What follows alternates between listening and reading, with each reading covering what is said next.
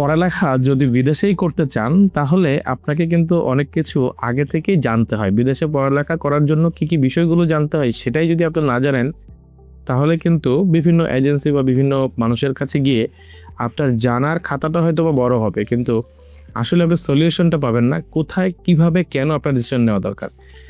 আমরা যারা student visa নিয়ে কাজ করি বা স্টুডেন্ট কনসালটেন্সি করে থাকি, আমরা প্রচুর পরিমাণের স্টুডেন্টদেরকে দেখি যে বিভিন্ন সময়ে তাদের যে জিনিসগুলো জানা দরকার তারা না জানার কারণে তারা প্রতারিত হয় বা বিভিন্ন জায়গায় গিয়ে তারা আসলে ঘুরতে থাকে, কিন্তু তাদের যেটা দরকার একটা স্টুডেন্ট ভিসা এবং প্রপারলি গাইডলাইন সেটা আসলে তারা নিজেরাও না জানার কারণে নিতে পারে না।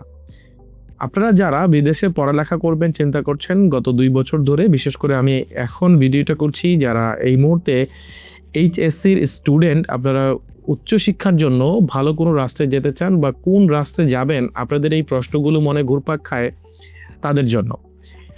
আপনি যখন ইন্টার বা এইচএসসি কমপ্লিট করেছেন অবশ্যই কোনো একটা সাবজেক্ট নিয়ে কমপ্লিট করেছেন এবং অবশ্যই আপনার মনে এখন থেকেই ড্রিম তৈরি হয়েছে বা তখন থেকেই ড্রিম তৈরি হয়েছে কোন সাবজেক্টটি আপনার জন্য সবচেয়ে ভালো। এছাড়াও যেহেতু আপনার হয়তোবা উন্নত রাষ্ট্রগুলো বা সেনজেনভুক্ত ইউরোপিয়ান দেশগুলো অথবা যে দেশগুলোতে পড়াশোনা করলে আপনার ক্যারিয়ার সবচেয়ে ভালো হতে পারে, আপনি হয়তোবা সেই দেশগুলোর কম্প্যারিজন না জানার কারণে আপনার সিলেকশন করাটা কঠিন হয়ে গিয়েছে। এই কঠিন ব্যাপারটাকে যেন খুব সহজে, খুব সহজ প্রক্রিয়ায় আপনার সামনে তুলে ধরা যায়, সেই জন্য আমি আসলে আপনাদের জন্য কন্টেন্ট তৈরি করি, আপনাদেরকে বোঝানোর চেষ্টা করি যে বর্তমানে কোন শ্রেণীর স্টুডেন্টরা কোন কোন দেশকে প্রাধান্য দিচ্ছে এবং কেন এই দেশগুলোকে প্রাধান্য দিচ্ছে, আপনার প্রোফাইলটা কোন লেভেলের স্টুডেন্টদের তালিকায় পড়ছে এবং আপনার কোন স্টেপগুলো নিলে আপনি ক্যারিয়ারে ভালো করবেন। এটা সত্য যে একজন স্টুডেন্ট হিসাবে আপনি ক্যারিয়ারে শুধু ভালোই করবেন আমার ভিডিও শুনে বা অন্যদের গাইডলাইনে, এটা হতে পারে না। এটা সম্পূর্ণ ডিপেন্ড করে একজন স্টুডেন্টের সাইকোলজি এবং তার এক্সপিরিয়েন্স। হ্যাঁ, স্টুডেন্টদের অনেক সময় এক্সপিরিয়েন্স থাকে না, বাট তার যে সফট স্কিল, তার যে সফট কমিউনিকেশন, এই জিনিসগুলোর উপরে অনেকটাই ডিপেন্ড করে একটা স্টুডেন্ট আসলে কতটা ভালো করবে বা কতটা সে পিছিয়ে যাবে। এটা কিন্তু সত্য যে একজন স্টুডেন্ট চাইলে বা যে পড়ালেখা করেছে বা পড়ালেখা করার মতো পড়ালেখা করেছে সে চাইলে কিন্তু তার স্কিলটাকে যে কোনো সময় সে আপগ্রেড করে নিতে পারে অথবা তার স্কিলটাকে আপ টু দ্য মার্ক করে নিতে পারে ফর এনি জব অথবা তার কেরিয়ারটাকে আরও ভালো করার জন্য। যেহেতু আপনি স্টুডেন্ট ভিসায় পড়ালেখা করতে যাবেন ভাবছেন, প্রথমত আপনাকে কিন্তু মাথায় রাখতে হবে বাজেট। কারণ বাজেট এমন একটা বিষয় হয়ে দাঁড়িয়েছে এই সময়গুলোতে যে যখনই আমরা কথা বলি যে স্টুডেন্টের আসলে যাওয়ার কথা ফিনল্যান্ডে বা যে বাজেটটা ফিনল্যান্ডে কভার করার কথা সেই বাজেটটা উনি হাতে নিয়ে আয়ারল্যান্ডে অ্যাপ্লিকেশন করছেন, অথবা আয়ারল্যান্ডে অ্যাপ্লিকেশন করে যে অবস্থাটা তার হচ্ছে বা যে তার টাকাটা খরচ হওয়ার কথা সেই খরচটাই সে লন্ডনে বা ইউনাইটেড কিংডমে বা ব্রিটেনে করার জন্য সে স্টুডেন্ট ফাইলটা রেডি করেছে। সো ইটস একটু ডিফিকাল্ট ম্যাটার যে আপনি যখনই ভুল সিলেকশন হয়ে যাবে, যখনই আপনি ভুল কান্ট্রিতে ভুল বাজেটে ইনভেস্টমেন্ট করে ফেলবেন, তখন কিন্তু আপনার ওই সময়টা থেকে বেরোয় আসা ইটস টু ডিফিকাল্ট। চলেন একটু আলোচনা করি যে আপনার কত টাকা থেকে কত টাকা বাজেট হলে কোন দিকে আপনার অ্যানালাইসিস করে কোন দিকটা আপনার সিলেক্ট করা উচিত।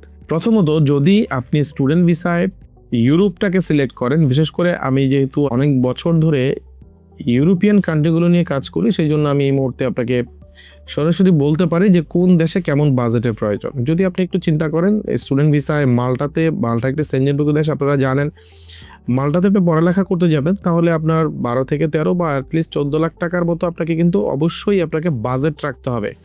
যদি আপনারা জানেন মাল্টাতে স্টুডেন্ট ভিসার খরচ ভিসার পরে দিতে হয় এবং অন্যান্য অনেক খরচটাই ভিসার পরে করতে হয়, যার কারণে আপনি কিন্তু ওই টাকার মধ্যে আপনি হয়তো বা 1 থেকে 1 লাখ টাকা বা এরও নিচে টাকা দিয়ে আপনি ভিসা পর্যন্ত চলে যেতে পারেন। তারপরে চলুন যে লিথুনিয়াতে আপনি কত টাকায় আপনি বাজেট রাখতে হয়। লিথুনিয়াতে আপনার অ্যারাউন্ড 7 থেকে 8 এবং ক্ষেত্র বিশেষে 10 থেকে 12 লাখ টাকা পর্যন্ত আপনার বাজেট রাখতে হতে পারে। যদিও লিথুনিয়ার টিউশন ফি মাত্র 2,500 ইউরো থেকে শুরু হয় বছরে, তা কিন্তু খুব সহজেই 4,000 বা 4,500-এর মধ্যে অফার লেটার বা ইনস্টিটিউটগুলো আপনাকে হয়তো বা অফার লেটার দিয়ে দিবে। যদি আপনার এই রকম একটা বাজেট থাকে তাহলে আপনি অবশ্যই লিথুনিয়াকে চুজ করতে পারেন। লিথুনিয়া একটা সেনজেনভুক্ত দেশ এবং লিথুনিয়াতে এই মুহূর্তে কাজটা পাওয়া যায় বা স্টুডেন্টরা সার্ভাইভাল কন্ডিশনেও কাজটা পেয়ে থাকে, যেই জন্য লিথুয়ানিয়াকে আপনি চুজ করতে পারেন। এছাড়া আপনি যদি মোটামুটি 18 থেকে 22 লাখ বা 25 লাখ টাকার কাছাকাছি আপনি একটা বাজেট রাখেন, তাহলে কিন্তু আপনি ফিনল্যান্ডেও অ্যাপ্লিকেশন করতে পারেন। ফিনল্যান্ডেও খুব ভালো একটি রাষ্ট্র পড়াশোনার জন্য, তবে যেহেতু আমরা সবাই জানি কাজটা একটু দুর্বল বা কাজটা পাওয়া যায় কম, সো এটা আপনাকে ভেবে চিন্তেই কিন্তু সিদ্ধান্ত নিতে হবে ফিনল্যান্ডের ব্যাপারে সিলেকশন করার আগে। এছাড়াও যদি আপনার কাছে 3 থেকে 4 লাখ টাকা বাজেট থাকে, you can apply for Italy student ভিসায়। যদি আপনার অবশ্যই আইএলটিএস লাগবে প্রত্যেকটা জায়গায়, এবং আপনি যদি বাজেটের জায়গা থেকে আপনি যদি অ্যাজ এ স্টুডেন্ট আপনার সব প্রোফাইল যদি শক্ত হয় এবং আপনার ব্যাংকে ফাইন্যান্সিয়ালি যদি আপনি 15 থেকে 20 লাখ টাকা দেখাতে পারেন ফর 1 বছর আগে থেকে, তাহলে ইতালিটাও আপনার জন্য ভালো কান্ট্রি হতে পারে। এই কয়েকটা দেশ ছাড়াও অন্যান্য দেশগুলোতে আপনারা একটু ঘাটাঘাটি করলেই দেখবেন যে কি পরিমাণের বাজেট লাগে। তবে আমি পরবর্তী ভিডিওতে চেষ্টা করব আপনাদেরকে জানানোর যে কোথায় কোন কোন বিষয়ে কোন কোন দেশে কত টাকা বাজেট প্রয়োজন হয় বা কত টাকা খরচ হয়।